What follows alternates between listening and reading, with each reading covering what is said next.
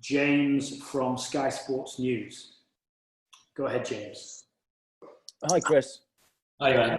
But before we talk cricket, can I just get your reaction to the news this morning that the ECB are going to make 62 job cuts and predicting losses of £200 million because of this pandemic? Is this something that resonates with the players?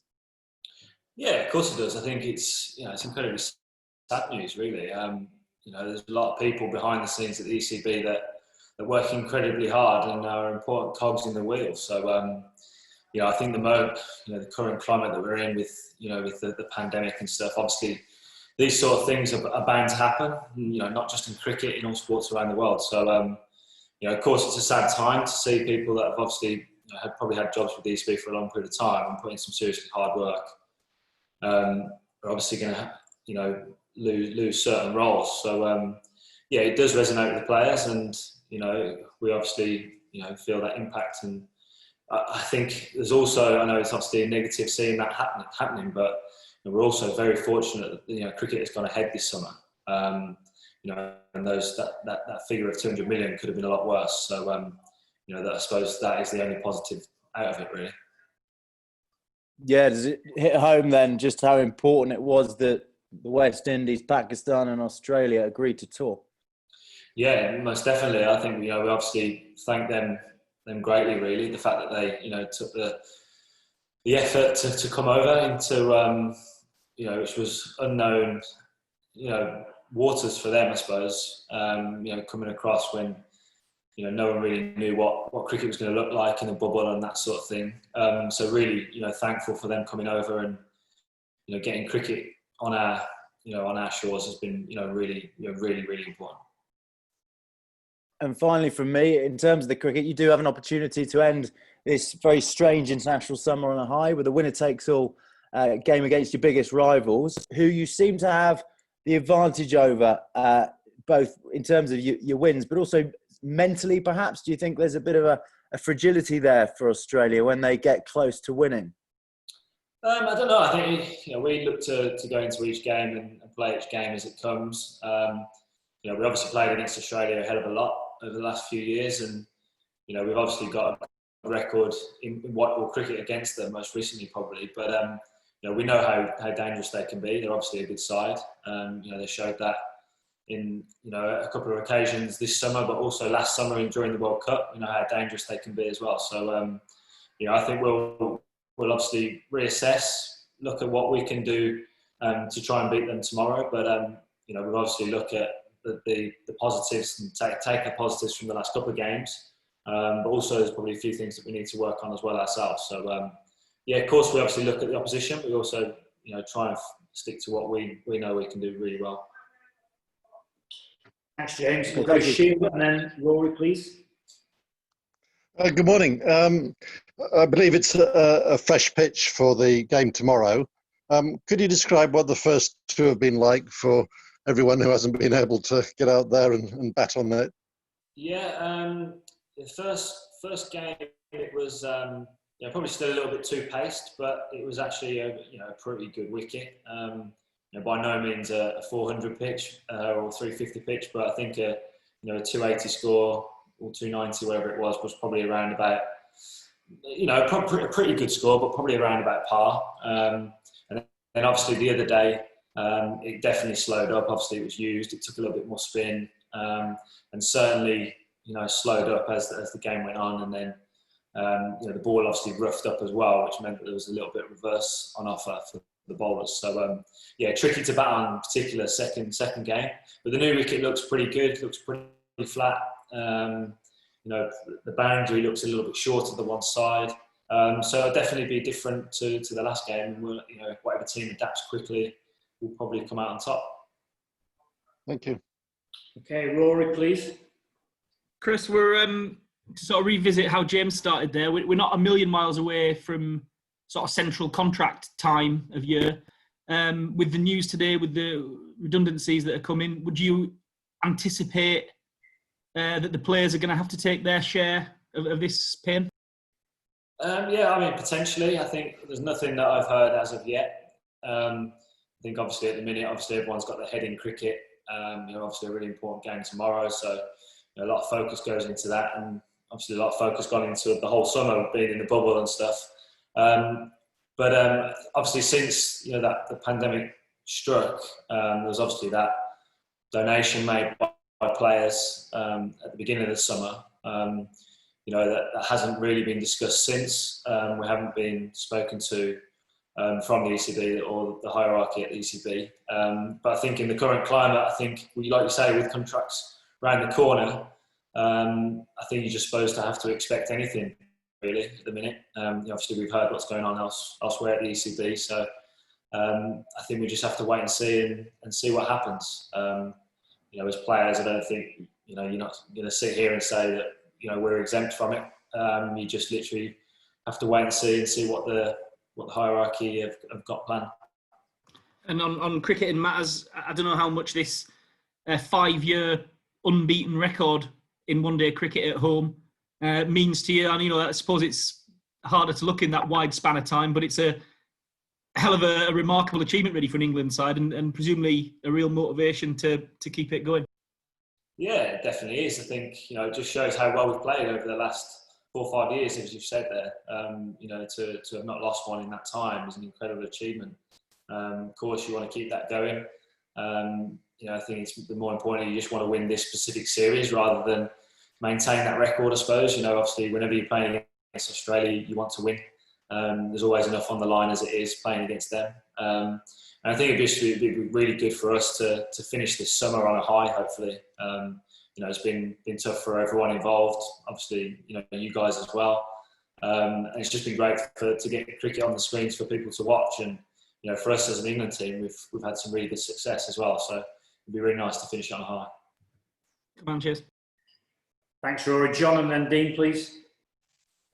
Yeah, Chris, I think you've just said you had a fair bit of success this summer. I think if you win tomorrow, that means you've done a clean sweep of every series you played in every format, which is not bad going. No, it'd be great.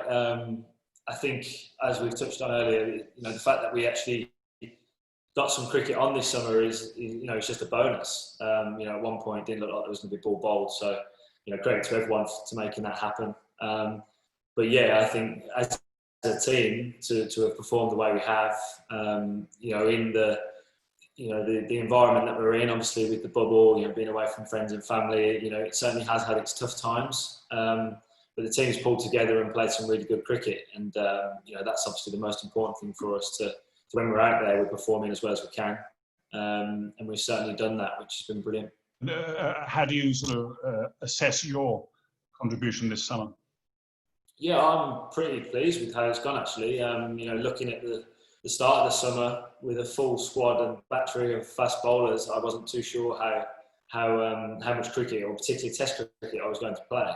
I was thinking there would be some form of rotation system at some point, which kind of got your hopes up to play some Test matches. But if someone would have said that I'd have played 5 out of 6 and generally selected on merit there, I'd have probably snatched the hands off. So yeah, pretty pleased with that. And obviously then I haven't really played a huge amount of white ball with the Test stuff and then 2020s. But obviously the other night went really well, and it'd be really nice to finish on a high. Have you found the bubble tough? I mean, you're quite a level-headed guy, I guess. But have you found it quite difficult at times? Yeah, at times, definitely. I think that's the way. There's been times where it's been brilliant.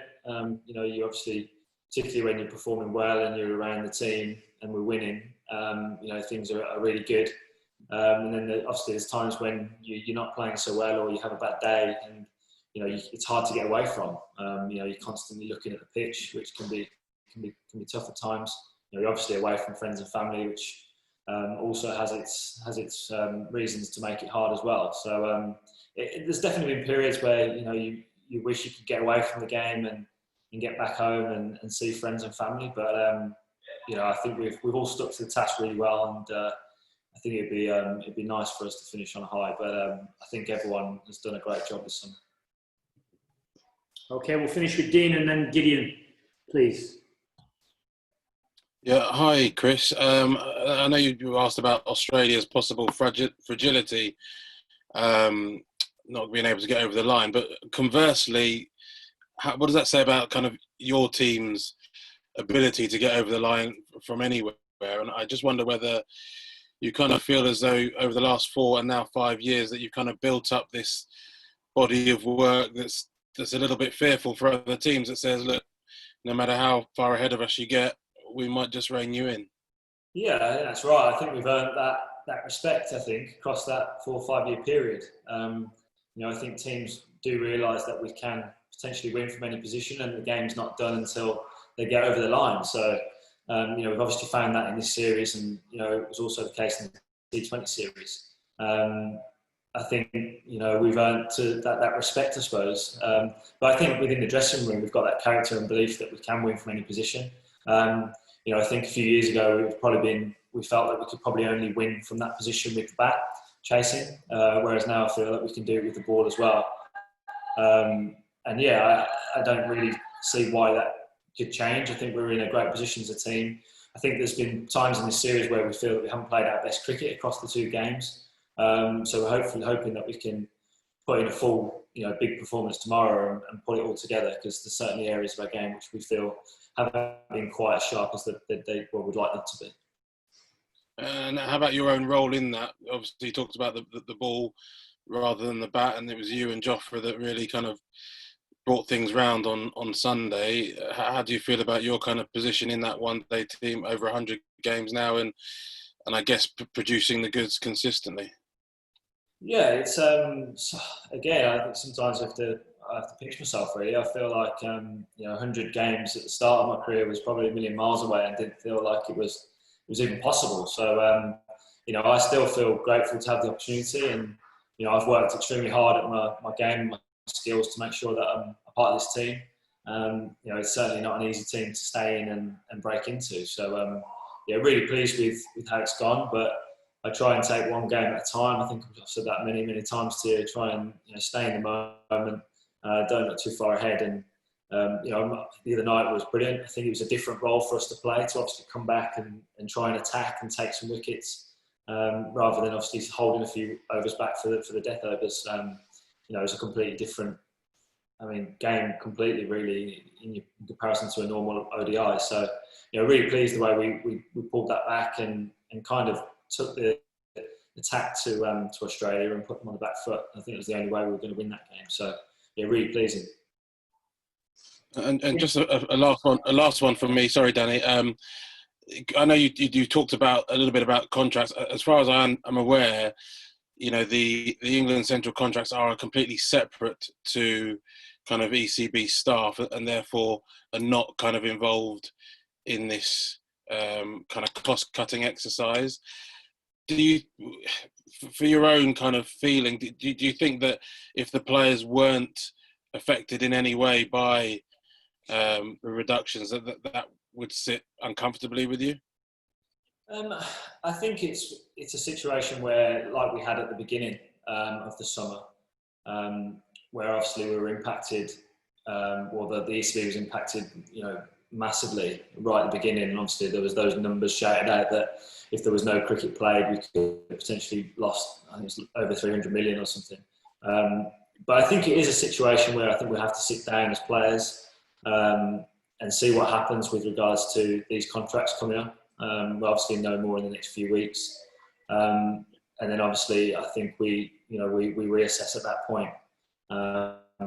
But at this moment in time, it's hard for me to sit here and say, we're going to take X cuts and there's going to be donations here, left, right, centre. I think until we've obviously see what happens and what happens from above, we'll then obviously get more of a feel for it. But certainly wouldn't rule that out. Thanks. And Gideon to finish. Hi, Chris.